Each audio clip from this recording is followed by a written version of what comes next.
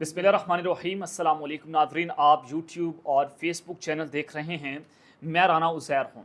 नाज़रीन, पाकिस्तान की सियासत में हालात ख़तरनाक तरीन होते चले जा रहे हैं और ये ऐसा ख़तरनाक मोड़ है कि जहाँ पर कुछ बहुत बड़ा होने वाला है। और चूँकि मिलिट्री इस्टेब्लिशमेंट ने ये फ़ैसला कर लिया है कि इमरानियात जो हैं उसको ख़त्म करना है, या इदारे में बैठे ऐसे लोग जो इमरान खान साहब को मदद फ़राहम कर रहे हैं, उनकी सहूलतकारी कर रहे हैं, उनको जड़ से उखाड़ कर फेंकना है और इस निज़ाम को साफ करना है। तो सबसे पहली खबर पर आज हमने बात करनी है कि जुमे का दिन आज दो बड़ी गिरफ्तारियां हुई हैं, दो बड़े ताकतवर पकड़े गए हैं और इतने बड़े ताकतवर हैं कि ये एक नक्शा सा है कि जिसको आज तोड़ा गया है। ये कौन सी दो अहम शख्सियात हैं? इसमें एक फौजी अफसर भी शामिल है, उसका फैज़ हमीद और खान साहब से क्या ताल्लुक़ निकला है, इस हवाले से तमाम तर तफसीलात आपके सामने रखूंगा। इस गिरफ्तारी की हकीकत क्या है, अंदर खाते चल क्या रहा है, और फिर दूसरी जानिब इमरान खान पर अल्ताफ़ हुसैन मॉडल नाफिज करने की तैयारियां होंगी। अब अल्ताफ़ हुसैन साहब के साथ क्या हुआ, एमकेएम फिर आपने देखा कि एमकेएम को कैसे तोड़ दिया गया, फिर अल्ताफ़ हुसैन मुल्क से बाहर जाने के लिए जो है वो मजबूर हो गए। तो इमरान खान साहब के ऊपर कैसे अल्ताफ़ हुसैन मॉडल नाफिज किया जा रहा है, हकीकत क्या है। और फिर नवाज शरीफ साहब आज आर्मी चीफ साहब से माफ़िया मांगते हमें दिखाई दिए हैं। उन्होंने एक बहुत अहम प्रेस कॉन्फ्रेंस की है और इतनी अहम थी कि पूरे मीडिया चैनल्स ने सिर्फ एक प्रेस कॉन्फ्रेंस नशर की जो नवाज शरीफ साहब मीडिया से खिताब कर रहे थे। पीटीवी न्यूज़ ने उसको लाइव नशर किया। उस प्रेस कॉन्फ्रेंस का पोस्टमार्टम करना है मैंने आपके सामने जनाब, एक उनकी वीडियो भी चलवानी है। आपको अंदाजा होगा कि नवाज शरीफ साहब किस तरह से आर्मी चीफ से माफिया मांग रहे हैं। ये तमाम तर तफसीलात आपके सामने रखी जाएंगी, लेकिन अगर आपने इस चैनल को सब्सक्राइब नहीं किया, चैनल को सब्सक्राइब कर लें, बेल आइकन को दबा दें। आने वाली तमाम तर अपडेट्स आपकी खिदमत में बर वक्त पेश होती रहें। नाज़रीन, सबसे पहले तो कि फायरवॉल को नस्ब कर दिया गया और फायरवॉल को इस्तेमाल किया जाता है कि ऐसे वीलॉग से ऐसी इंफॉर्मेशन जो anti state, anti establishment, anti government जाती है उसको ब्लॉक कर दिया जाए, रीच जो है वो ख़त्म कर दी जाए। तो पाकिस्तान में फायरवॉल की आजमाइश जारी है और गुज़िश्ता दिनों में इसकी तनसीब का दूसरा ट्रायल भी कामयाबी से मुकम्मल कर लिया गया है। अब इसका मकसद आमतौर पर बदनीयती पर मबनी सरगर्मियाँ रोकना और निजी नेटवर्क के अंदर या बाहर किसी को भी गैर मुजवज़ा वेबसाइट पर सरगर्मी में मुलविस होने से रोकना है। अब फायरवॉल है क्या? फायरवॉल को जनाब जिस तरह से रोका जाता है वो एक गेटवेज हैं, उसके तौर पर इसको देखा जाता है जो निजी नेटवर्क में होने वाली सरगर्मियों को कंट्रोल करती हैं। फायरवॉल की इस तरह का इस्तेमाल आग को फैलने से रोकने के लिए तैयार की जाने वाली दीवारों को मद्देनजर किया गया है। और जिस तरह दीवार जो है वो आग को फैलने से रोकने में मदद फराहम करती है, और इस तरह network security firewalls traffic management के लिए होती हैं ताकि वो खतरात को कम कर सके, ताकि वो इस पूरी रीच को जो है वो ख़त्म कर सके। कि जिस तरह से एंटी स्टेट बयानिया बनाया गया है, जिस तरह से इमरान खान साहब ने सोशल मीडिया का इस्तेमाल करके जो है वो एक पूरा बयानिया बनाया, उसको तोड़ा जा सके, इमरान खान के नक्शे को तोड़ा जा सके। क्योंकि खान साहब खुद कहते हैं कि अगर मेरे से ज़्यादा पाकिस्तान की सियासत में खतरनाक है तो वो मेरी सोशल मीडिया टीम है। तो अब देखते हैं कौन खतरनाक होता है। और फिर दूसरी जानिब जनाब केपी के हुकूमत के अंदर जो है वो इस्तीफे आना शुरू हो गए हैं, बगावत बढ़ रही है उनके अंदर भी। कल हमाद अजहर ने इस्तीफा दे दिया और उमर अयूब साहब ने इस्तीफा मानने से इनकार कर दिया।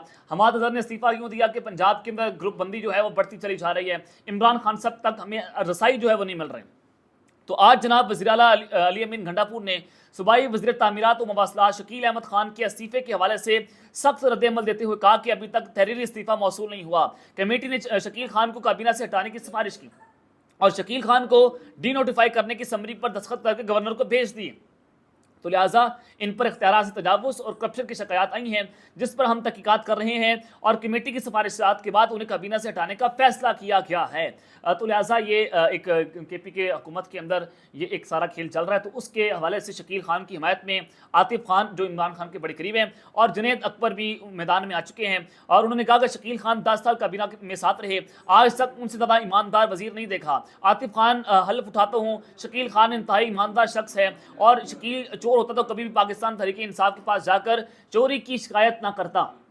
ये जुनैद अकबर ने गुफ्तगू की है। तो पाकिस्तान तहरीक इंसाफ में अंदरूनी लड़ाइयाँ जो हैं बढ़ती चली जा रही हैं। हमाद अजहर का इस्तीफ़ा, उसके बाद जो उससे पहले हाफिज़ फहद अब्बासी उन्होंने इस्तीफ़ा दे दिया, अब इनसे इस्तीफ़ा लिया जा रहा है। उसके हक में पाकिस्तान तहरीक इंसाफ के 2 लोग आ गए हैं। तो लेट्स सी के मामला पीटीए के अंदर किस जानिब जाता है कि इमरान खान साहब की गैर मौजूदगी का फ़ायदा उठाते हुए पाकिस्तान तहरीक इंसाफ में छुपे ऐसे गंदे लोग, ऐसी गंदी मछलियाँ जो पार्टी को तोड़ने की साजिश कर रहे हैं, इमरान खान साहब को उनको पहचानना होगा और पार्टी में ऐसे लोगों को आगे लाना की ज़रूरत है कि वो जनाब पार्टी को मुश्किल वक्त के अंदर संभालें। अब वकला पार्टी को बेसिकली हाईजैक करना चाहते हैं। शेर अफजल मरवत का किरदार आपने देख लिया। मैं बहुत पहले से शेर अफजल मरवत को बेनकाब कर रहा था कि ये पार्टी को तोड़ने के लिए लॉन्च हुआ, लेकिन पीटीआई वालों ने शेर अफजल मरवत को इतना बड़ा हीरो बनाकर पेश कर दिया था कि पता नहीं उसने कोई बहुत बड़ा तूफान लाकर उसने खड़ा कर दिया पाकिस्तान की सियासत में। इससे बड़ा लीडर पाकिस्तान में पैदा ही नहीं हुआ।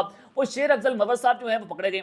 मैंने आपको बताया कि कैसे शेर अफजल मरवत साहब हमारे करीबी लोगों को या औरतों को कॉल करके कहते थे बैरून मुल्क पाकिस्तानी या वर्सेस पाकिस्तानियों को कि आप मुझे पैसे दें, हम जो है वो इमरान खान के लिए एक फंड इकट्ठा कर रहे हैं और लाखों करोड़ों लोग रुपए आपने इकट्ठे कर लिए, आपने जनाब अमदाद इकट्ठी की, वो पैसा कहां पर गया? क्या वो किसी जलसे में लगा? क्या वो किसी इमरान खान की रिहाई के लिए इस्तेमाल हुआ? आज तक शेर अफजल मरवत साहब जो है उसका जवाब नहीं दे सके हमारे इस व्लॉग के बाद। तो खैर वो सारी चीजें आपके सामने हैं। अब मैं आपको एक बड़ी खबर देने जा रहा हूं। खबर क्या है? खबर यह है कि जनाब मियां नवाज शरीफ साहब जो है वो आर्मी चीफ से माफी मांगने पर मजबूर हो गए। वो आर्मी चीफ से किस तरह से माफी मांग रहे हैं? आज मियां नवाज शरीफ साहब ने एक बड़ी अहम प्रेस कॉन्फ्रेंस की और इतनी अहम थी कि आज उसको पाकिस्तान टेलीविजन पीटीवी न्यूज़ ने लाइव चलाया और नून लीग के अपने ऑफिशियल पेज पर वो इतनी अहम प्रेस कॉन्फ्रेंस थी कि 177 लोग 177 इतना बड़ा फिगर देख रहा था कि आज यूट्यूब चैनल जो है वो उसकी सर्विसेज जहाँ मअतल करना पड़ गई। यानी कि यूट्यूब जो है वो हाईजेक हो गया या यूट्यूब की स्पीड इतनी कम हो गई थी कि इतना व्यूअर आ गया था कि नवाज शरीफ साहब की इतनी अहम प्रेस कॉन्फ्रेंस थी कि समझ नहीं आ रही थी यूट्यूब के एल्गोरिथम को कि अब हम करें तो करें क्या। अब वो इतनी अहम प्रेस कॉन्फ्रेंस थी कि कल पाकिस्तान मुस्लिम लीग नवाज का इजलास होता है जिसमें मरियम नवाज, नवाज शरीफ, शहबाज शरीफ तमाम पार्टी के लोग शामिल होते हैं। उसमें फैज़ की गिरफ्तारी के हवाले से बात हुई। पूरा पार्टी अपना एक बयानिया नैरेटिव बना रही थी और तारीख की ये पहली प्रेस कॉन्फ्रेंस है जिसमें कोई सहाफ़ी भी मौजूद नहीं था और ये पहली प्रेस कॉन्फ्रेंस है, ना उसमें कुछ सवाल हुआ ना उस किसी सवाल का जवाब दिया गया। और ये प्रेस कॉन्फ्रेंस कल रिकॉर्ड हुई थी और फिर अप्रूवल के लिए बड़े घर में गई। फिर अब्बू जी ने कहा कि जी हाँ इसको चला दो। अब्बू जी के हुक्म के ऊपर फिर जो चीज़ें कट करवाई गई और उसको कट करके आपने अगर देखा हो प्रेस कॉन्फ्रेंस को तो उसमें कट्स लगे हुए हैं। और अगर कोई एडिटर है या कोई ग्राफिक डिजाइनिंग का काम करता है या कोई वीडियो एडिटिंग का काम करता है तो वो बेहतर तौर पर जानता है कि उसमें कट्स लगाए गए और कोई ऐसी नामुनासिब बात जो मियां नवाज शरीफ के मुंह से निकल गई और उसको मीडिया पर नहीं चलाया जा सकता था उसको कट करके फिर आज नशर की गई है उस प्रेस कॉन्फ्रेंस को। तो ये प्रेस कॉन्फ्रेंस रिकॉर्ड की गई फिर उसको आज जाकर जो है वो जनाब नशर किया गया है जिसमें मियां नवाज शरीफ साहब कहते कि मियां नवाज शरीफ ने वही बयानिया बनाना शुरू कर दिया कि मुझे क्यों निकाला। आज भी सवाल करता हूँ कि मुझे क्यों निकाला, मुझे किसने निकाला, आप जाकर उनसे सवाल पूछें। लेकिन इमरान खान और नवाज शरीफ साहब में डिफरेंस क्या है? मियां नवाज शरीफ को जब निकाला गया सबको पता है कि किसने निकाला, इस्टेब्लिशमेंट ने निकाला। इमरान खान को किसने निकाला? पाकिस्तान की इस्टेब्लिशमेंट ने निकाला। तो खैर अब मामला ये है कि जब मियां नवाज शरीफ को निकाला गया तो उन्होंने बाहर जाकर सवाल पूछना शुरू कर दिया कि मुझे क्यों निकाला। अब इमरान खान को जब निकाला गया उसने बताया कि मुझे क्यों निकाला। इनमें फर्क ये, वो कहते हैं कि मुझे निकालने वालों ने मुल्क के साथ जुल्म और एक जुर्म किया था। आज लेते नवाज शरीफ साहब नाम कि मुझे फैज़ हमीद ने निकाला, वो तो गिरफ्तार है, वो तो उसका कोर्ट मार्शल हो रहा है। अब देते ना हिम्मत करते, आप तो कहते थे कि फैज़ हमीद का कोर्ट मार्शल होना चाहिए। मरियम नवाज तो बढ़ के मारती थी कि फैज़ हमीद का कोर्ट मार्शल होना चाहिए, तो वो तो गिरफ्तार हो गए, उसके करिंदे गिरफ्तार हो गए और आप क्यों नहीं उसका नाम नहीं ले रहे? हिम्मत नहीं है। आपको पता है हम नाम लेंगे तो हम मारे जाएंगे, आपको पता है हम नाम लेंगे हमारा इक़्तिदार हमारे हाथ से जाता है, फिर इमरान वापस आता है और वो हमारी धज्जियाँ जो है वो घेर के रख देगा। और फिर दूसरी जानिब उन्होंने कहा कि मैं आज भी ही पूछता हूँ कि मुझे क्यों निकाला। चंद जजों ने बेटे से 10,000 दिरहम तनख्वाह ना लेने पर मुझे निकाल दिया। कोई जवाब देगा कि मुझे क्यों निकाला? क्योंकि हमारे खिलाफ साजिश की गई। मरियम नवाज ने आटी आटी की कीमत में कमी कर दी है, वो बहुत मेहनत कर रही है, उसकी मेहनत इतनी है और ऑन कैमरा के एक घर में मरियम नवाज जाती हैं तो उस घर में पहले कैमरे फिट होते हैं। इतनी मेहनत किसी वज़ाला ने की होगी? किसी ने नहीं की होगी। तो खैर अब उसके अंदर जनाब मियां नवाज शरीफ साहब ने एक अहम तरीन स्टेटमेंट दी इसी प्रेस कॉन्फ्रेंस में। उन्होंने कहा कि इमरान खान ने अवाम को फ़ौज के खिलाफ जो है वो भड़काया है और अपनी फ़ौज के खिलाफ लाकर उन्होंने अवाम को खड़ा कर दिया। आपको मैं मियां नवाज शरीफ का माजी याद दिलवाता हूँ जब इमरान खान साहब जो हैं वो इस तरह के बयान नहीं दिया करते थे, या अब भी दें, अगर उनका अब भी बयानिया देखें और फिर नवाज शरीफ का बयानी का कंपैरिजन करें, आपको अंदाज़ा होगा कि मियां नवाज शरीफ ने पाकिस्तान की फ़ौज के खिलाफ कितना जहरीला बयानिया बनाया था और उन्होंने पाकिस्तान की फ़ौज को कब्जा ग्रुप करार दिया था। अब जरा सबसे पहले ये वीडियो क्लिप देखें फिर हम बात करते हैं। तो कहानियाँ ये जर्नैल बनाते हैं ना, जब ये गवर्नमेंट तोड़ते हैं, इलेक्टेड गवर्नमेंट को तहस नहस करते हैं या किसी प्राइम मिनिस्टर को या वज़ीर आज़म को ये गिरफ्तार करते हैं, तो फिर इस तरह की कहानियां इनको बनाए बगैर फिर इनका काम आगे चलता नहीं है। हम तो कब्जा ग्रुप से कब्जा छुड़ाना चाहते हैं। हम तो चाहते हैं कि ये पाकिस्तान पे इस तरह से डेमोक्रेसी को डिरेल करने का उनको कोई हक नहीं है। फौज का काम है बैरिक्स में रहना, फौज का काम है पाकिस्तान के फ्रंटियर्स को डिफेंड करना, फौज का काम है अपने प्रोफेशनल मामलात को देखना। फौज का काम मुल्क चलाना तो नहीं है ना। फौज का ये काम नहीं है कि वो पाकिस्तान के एक इलेक्टेड प्राइम मिनिस्टर को अरेस्ट कर लें और उसको जेलों में बंद कर दें, उस पर झूठे मुकदमे बना दें। फौज का ये काम नहीं है कि वो डेमोक्रेसी को एक घर की बांदी बना दे। फौज का ये काम नहीं है कि वो आए दिन कॉन्स्टिट्यूशन को तोड़ दे। फौज का ये काम नहीं है कि कभी वो सदर से इस्तीफा। जी, आपने ये वीडियो क्लिप सुन लिया कि मियां नवाज शरीफ साहब जो हैं वो फौज को कब्जा ग्रुप करार दे रहे हैं। क्या इमरान खान साहब ने किसी फौज को कब्जा ग्रुप करार दिया? खान साहब का नारा क्या है कि मुल्क भी हमारा, ये फौज हमारी है। मेरा एक शख्सियत से इख्तलाफ हो सकता है, मेरी फौज से इख्तलाफ नहीं हो सकता। यानी कि आप ऐसे कह लें सादा अल्फाज में कि इमरान खान साहब आज से 5 साल पहले 6 लाख फौजियों को जो है वो इंसान नहीं फरिश्ता कहते थे कि ये फरिश्ते हैं, और अगर उनको समझ आई तो वो कहते हैं कि ये 6 लाख फौजी फरिश्ते नहीं हैं, इंसान हैं, इनसे भी गलती हो सकती है, इनसे भी हम इख्तलाफ कर सकते हैं, इनकी इस्लाह के लिए हम कुछ ना कुछ बोल सकते हैं। इमरान खान साहब का एक ये बयान है। अब इन लोगों ने कहा कि ये तो दहशतगर्दी है, इसके पीछे वर्दी है, मैंने नारा लगाया।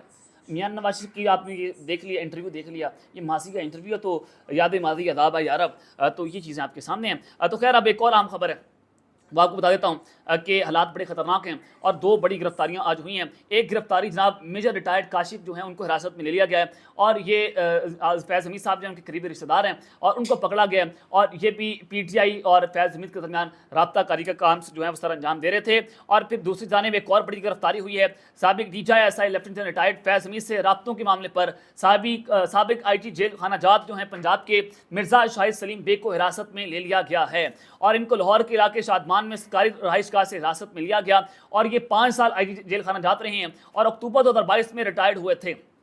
यानी कि ये इमरान खान की गिरफ्तारी से पहले रिटायर्ड हो चुके थे, और उनको वो कैसे ज़रूरतकारी कर रहे थे, इनको क्यों गिरफ्तार किया गया, ये बड़ी अहम तरीन तफसीलात हैं कि उनसे शाहिद सलीम बेग जो है उनको हसास दारों से करीबी राब्तों की बिना पर हिरासत में लिया गया, और अडयाला जेल के साबिक सुपरिटेंडेंट दफ्तर से भी तहकीकात शुरू जो है वो कर दी गई हैं। और इनको क्यों जो है वो हिरासत में लिया गया कि जो अडयाला जेल के सुपरिटेंडेंट हैं मोहम्मद अकरम साहब, उनको गिरफ्तार किया गया, तो उनकी तहकीकात होती हैं, फैज़ हमीद की तहकीकात होती है, तो उसके बाद ये गिरफ्तारियाँ होना शुरू हो गई हैं। मिड रिटायर्ड काशिफ जो है उनको भी हिरासत में लिया गया है। तो ये जनाब 2 बड़ी गिरफ्तारियाँ हैं। तो ये सिर्फ एक बयानिया बनाया जा रहा है, ये एक मीडिया नैरेटिव है, ये मीडिया ट्रायल है फैज़ का, कि ये उनको इस्तेमाल करके इमरान खान को या PTI को मैसेज पहुंचाया जा रहा है कि अगर हम फैज़ हमीद को गिरफ्तार कर सकते हैं जो बहुत ताकतवर है, तो आप तो किस खेत की मूली।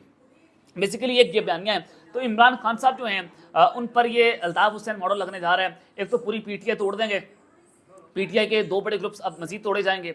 कुछ आप नजर आएंगे कि कुछ लोग खुद ही प्रेस कॉन्फ्रेंस कर देंगे, कुछ लोगों से प्रेस कॉन्फ्रेंस जो है करवाई जाएंगी। एक चीज़ है। दूसरा ये कि जनाब जो इदारे के अंदर झरलू फिर रहा है, जो इमरानियात हैं या उनकी जो बाकियात हैं इमरान खान साहब की, उनको जो है उनके खिलाफ क्रैकडाउन हो रहा है। अब खबर है कि 2-3 हाजिर सर्विस जर्नैल जो हैं उनको भी हिरासत में लिया जाएगा। जजेस जो हैं जो इमरान खान की सूरतकारी कर रहे हैं उनके बकौल उनको हिरासत में लिया जाएगा, उनको जनाब गिरफ्तार किया जाएगा या उनसे तहकीकात शुरू कर दी जाएंगी। तो ये बड़ा कठिन वक्त है, और PTI को बने तकरीबन 28-29 साल हो गए, और इस 28-29 साल के सियासी करियर में इमरान खान और PTI ने इतना मुश्किल वक्त नहीं देखा जितना आज उनको देखना पड़ रहा है। और ये वक्त की खूबसूरती है कि वक्त बड़ी तेज़ी की तरह हाथ से रेत की तरह निकलता है, तो लिहाजा वक्त बहुत करीब है। अब तक के लिए इतने, इसके साथ आप राना उज़ैर को इजाज़त दीजिए। अल्लाह ने के बाद पाकिस्तान जिंदाबाद।